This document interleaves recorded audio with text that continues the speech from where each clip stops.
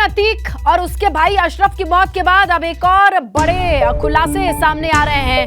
प्रयागराज से एक बार फिर अतीक अहमद से जुड़ी बड़ी खबर सामने आई है। प्रयागराज में अतीक और उसके गैंग ने वक्त की संपत्तियों पर भी कब्जा कर रखा था और उसके जरिए अतीक अहमद करोड़ों की कमाई करता था। एबीपी गंगा के पास वक्त की 3 संपत्तियों पर अतीक के कब्जे, करोड़ों के घपले के दस्तावेज मौजूद हैं और इन दस्तावेज के मुताबिक अतीक अहमद ने इमामबाड़े कब्रिस्तान की जमीन पर कब्जा कर रखा था। शहर के बहादुरगंज इलाके में 200 से भी ज्यादा पुराने गुलाम हैदर इमामबाड़े की इमारत को ढहाकर वहां शॉपिंग कॉम्प्लेक्स बनवा दिया था। और बताया जा रहा है कि यूपी में 2015 में सपा की सरकार के दौरान अतीक ने अपने करीबी वकार रिजवी को मुतलविक नियुक्त भी करा दिया और इसके अलावा उसी ने इमारत को यह कहकर इमामबाड़े का ठहराने का काम शुरू किया और उसकी जगह पर नई इमारत बना दी। यानी कुल मिलाकर के वक्त की जमीन को भी नहीं छोड़ा गया, उसका भी फायदा उठाने के लिए जितने जोड़ तोड़ थे वो कर दिए गए। और एबीपी गंगा के पास इससे संबंधित दस्तावेज भी हैं, कागजात भी हैं। वो कागज है जिनसे ये साफ तौर पर दिखता है कि कब्रिस्तान की जमीन पर किस तरीके से शॉपिंग कॉम्प्लेक्स बनाया गया, किस तरीके से इस प्रॉपर्टी को ट्रांसफर किया गया अपने करीबी के नाम पर और उसे ये पावर मिलती है कि वो उस पर कोई कंस्ट्रक्शन कराए और फिर वहां पर कैसे शॉपिंग कॉम्प्लेक्स बनाया गया। ये पूरा मामला फिर से सामने, यानी काला राज खुल करके सामने आ रहा है। माफिया डॉन अतीक अहमद और उसके भाई अशरफ की मौत के बाद एक और बड़ा खुलासा। प्रयागराज से ये अहम खबर है। अतीक और उसके गैंग ने वक्त की जमीन पर कैसे कब्जा कर रखा था, उससे जुड़े दस्तावेज हमारे पास हैं और हमारे सहयोगी मोहम्मद मोइन जुड़ चुके हैं ज्यादा जानकारी के साथ। मोइन हमें बताएंगे, दिखाएंगे और समझाएंगे कि किस तरीके से इस प्रॉपर्टी को अपना बनाया गया, शॉपिंग कॉम्प्लेक्स बनाया गया। मोइन। जी बिल्कुल, आपको बताएं कि अतीक अहमद सिर्फ दूसरी मकानों, जमीनों और प्रॉपर्टीज पर ही कब्जा नहीं करता था, बल्कि जो वक्त प्रॉपर्टी होती है, वक्त प्रॉपर्टी के बारे में पहले आपको बता दें कि वक्त उस प्रॉपर्टी को कहा जाता है जिस प्रॉपर्टी को कोई भी व्यक्ति अल्लाह के नाम कर देता है। यानी उसका कोई मालिक नहीं होता है, कोई केयर टेकर तो हो सकता है लेकिन कोई मालिक नहीं होता है। तो जिस जगह पर धार्मिक स्थल होते हैं, जो इबादत गाह होती है, मस्जिद होते हैं, इसके साथ साथ इमामबाड़े होते हैं, दरगाह होती हैं, वो वक्त प्रॉपर्टीज में आती हैं और उन पर भी अतीक अहमद और उसके गिरोह के लोगों ने कब्जा किया था। प्रयागराज की ऐसी 3 प्रॉपर्टीज हम लोगों ने चिन्हित की है। हमारे पास एक्सक्लूसिवली उसके डॉक्यूमेंट्स हैं जिनमें अतीक अहमद और उसके करीबी लोगों ने दखल दिया था।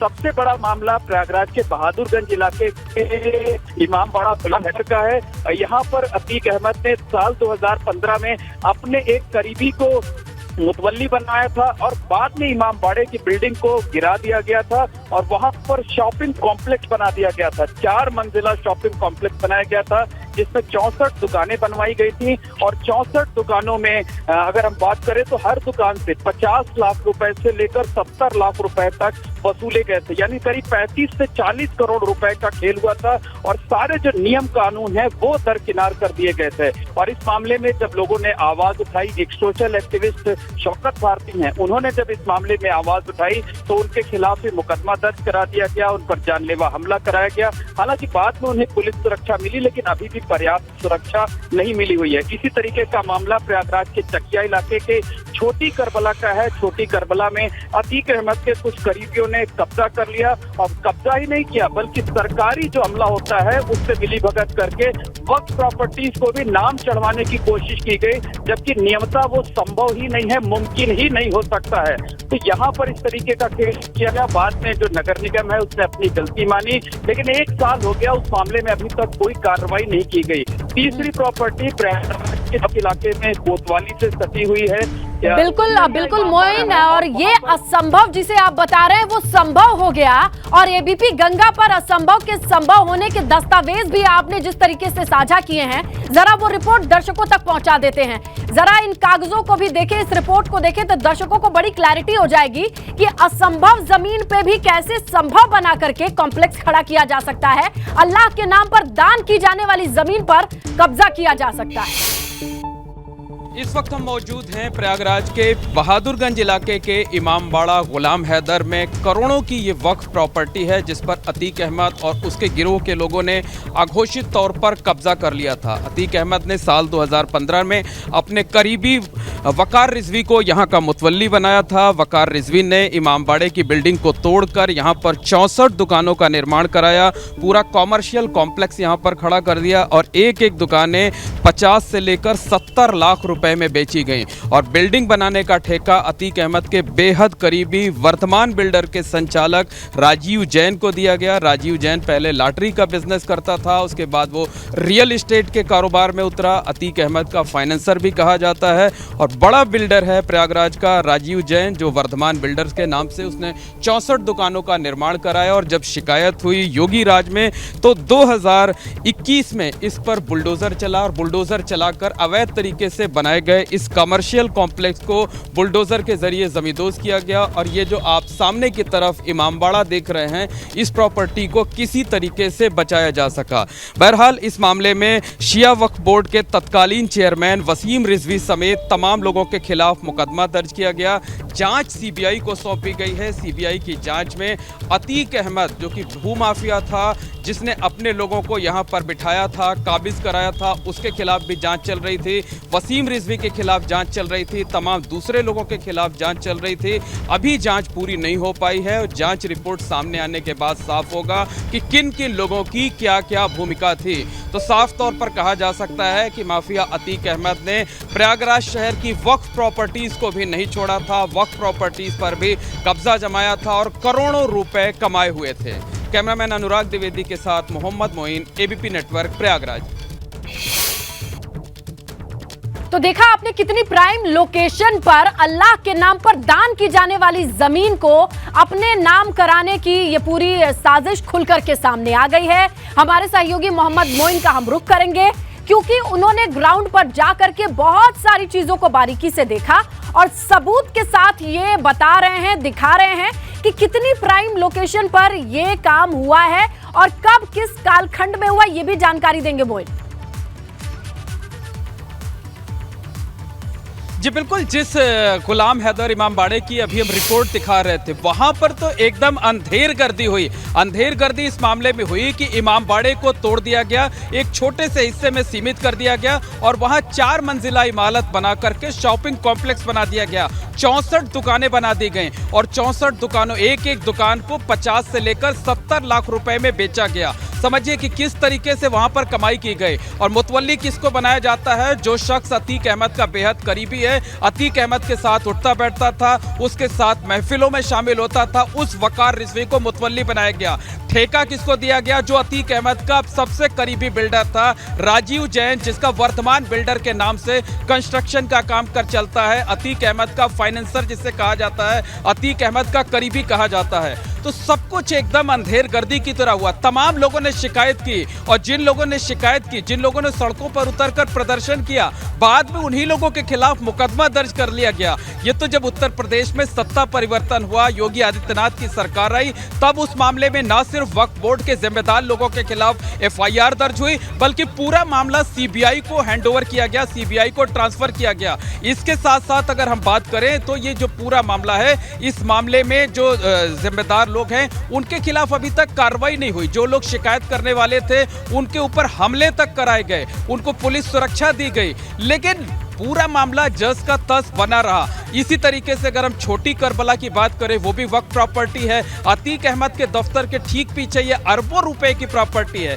करोड़ों नहीं बल्कि अरबों रुपए की प्रॉपर्टी है। अतीक अहमद का बेहद करीबी जिसका नाम तालिब है, कुछ अन्य लोग हैं, उन लोगों ने यहाँ पर कब्जा कर लिया, तमाम दुकानें खोल ली और अंधेर गर्दी करते हुए वहां पर नगर निगम में वो जमीन अपने नाम अलॉट कराने की प्रक्रिया कर दी। नगर निगम ने ज्यादातर औपचारिकताएं पूरी भी कर दी और जब इस मामले में ऊपर तक शिकायत की गई, प्रधानमंत्री जिलाधिकारी कार्यालय तक शिकायत की गई, तब नगर निगम ने अपनी गलती मानी और ये कहा कि ये लिपिकीय त्रुटि यानी क्लर्कियल मिस्टेक की वजह से ऐसा हो गया, जबकि अल्लाह के नाम पर दी गई जमीन किसी दूसरे के नाम ट्रांसफर हो ही नहीं सकती है। इसी तरीके का एक तीसरा मामला शहर कोतवाली से 10 कदम की दूरी पर है, जहां सुंदरिया बेगम का इमामबाड़ा था। उस इमामबाड़े का तो अब अस्तित्व ही नहीं बचा हुआ है। हालांकि उस पर पहले ही कब्जा कर लिया गया था, लेकिन जो कब्जा करने वाले लोग थे वो अतीक अहमद और उसके करीबियों की शरण में चले गए, जिसकी वजह से इमामबाड़ा दोबारा स्थापित नहीं हो सका। और आज वहां पर दुकानें हैं, इमामबाड़ा कहां था किसी को नहीं पता, क्योंकि वहां नजर ही नहीं आता है,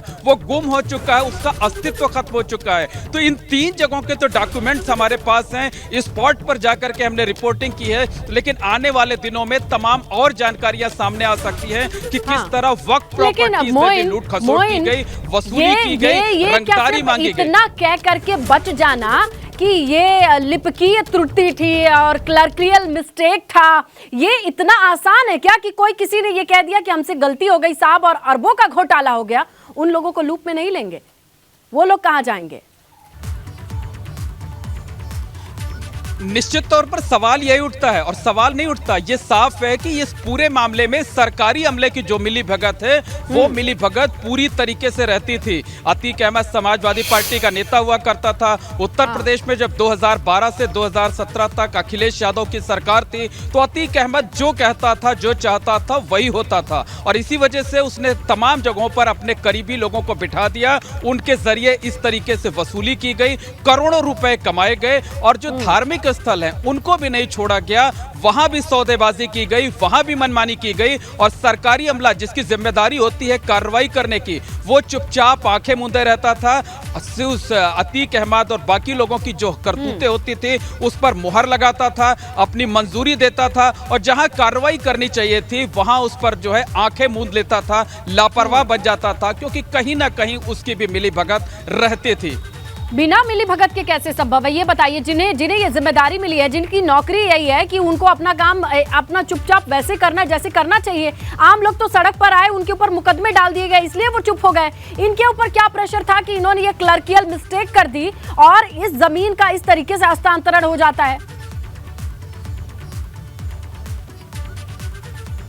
देखिए, निश्चित तौर पर कहा जा सकता है कि जब उत्तर प्रदेश में सत्ता परिवर्तन हुआ, तब धीरे धीरे कर बदलाव होना शुरू हुआ, तब लोगों ने आवाज उठानी शुरू की, तब लोगों ने मुंह खोलना शुरू किया, और तब कम से कम जो कार्रवाइयों का सिलसिला है वो कागजों में दर्ज होना शुरू हुआ। हालांकि बड़ी कार्रवाई किसी भी मामले में आज तक नहीं हुई है। ये जरूर हुआ है कि गुलाम हैदर जो इमामबाड़ा है, जहां पर इमामबाड़े को तोड़ करके शॉपिंग कॉम्प्लेक्स बना दिया गया, उसे बुलडोज जरूर यूपी गवर्नमेंट ने करा दिया, योगी सरकार ने। और इसी मामले में तत्कालीन जो चेयरमैन थे शिया वक्फ बोर्ड के वसीम रिजवी, उनके खिलाफ मुकदमा दर्ज हुआ और पूरा मामला सीबीआई को ट्रांसफर किया गया। और सीबीआई जो जांच कर रही थी, उस जांच के दायरे में अकेले अतीक अहमद ही नहीं थे, बल्कि उनके जो करीबी थे वो भी थे, जो मुतवल्ली अल्लाह के नाम पे अपनी धार्मिक भावनाओं के आधार पर हस्तांतरित की थी या दान किया था, उस पर समाज का फायदा होना चाहिए, ना कि सिर्फ गिने चुने लोगों का। आइए ये पूरा मामला जरा आपको हम और डिटेल में बता दें, समझा दें। जो मोइन बता रहे हैं उसकी शुरुआत क्या है?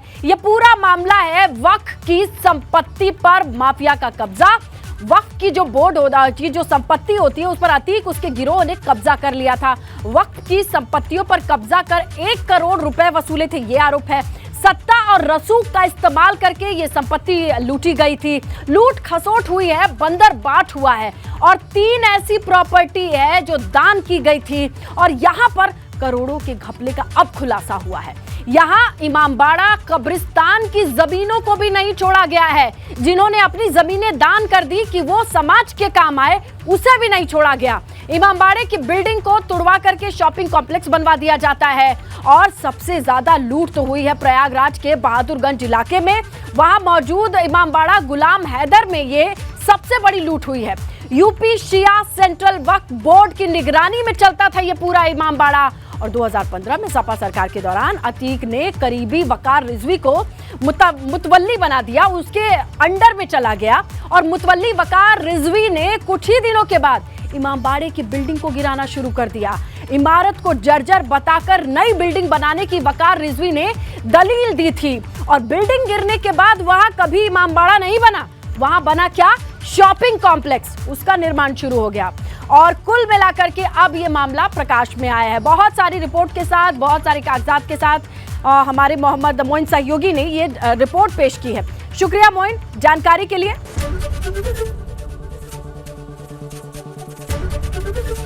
एबीपी गंगा, खबर आपकी, जुबान आपकी।